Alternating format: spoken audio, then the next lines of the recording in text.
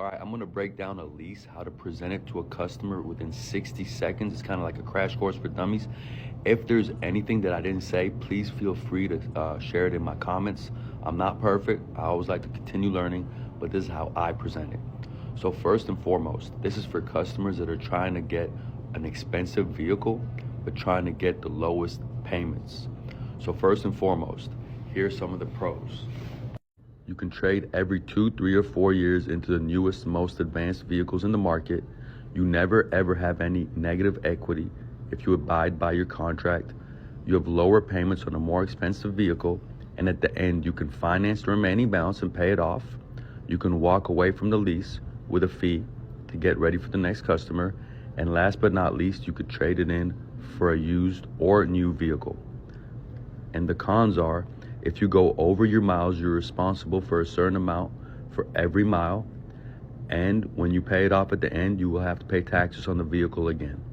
Now, here's how I break it down for my customers. So on every lease, there's a residual, which is a future resale value, and the money factor. So say you're buying a vehicle for $10,000 and the residual is 60%. You are financing versus the residual, the 60%, which is $6,000. So you're only financing 40% of the vehicle, which will obviously give you a lesser payment. Some people are gonna ask you, what if I go over my miles and I wanna pay it off at the end? Am I still gonna be responsible for the miles? No, at the end of the lease, if you plan on paying it off, you're not responsible for the overage in miles. Also, if you're over in miles at the end of the lease, usually you have rebates to eat out some of that negative equity. And obviously leasing's not for everybody. You have to know your driving habits. If you drive 30,000 miles per year, it's not for you. If you trade in early, you can risk some negative equity, just like a conventional purchase.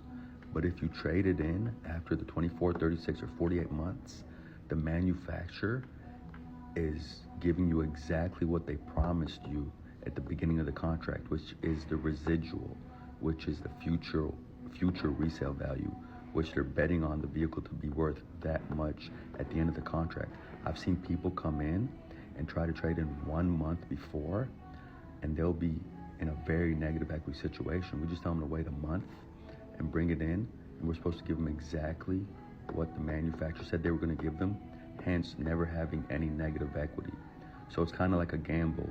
The manufacturer is saying, 3 years from now, your vehicle is going to be worth 60% of its value.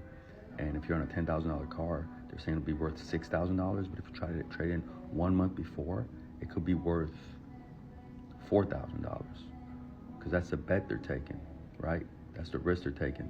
So you wait an extra month, and now it's worth $6,000. I hope I gave you guys as much information as possible.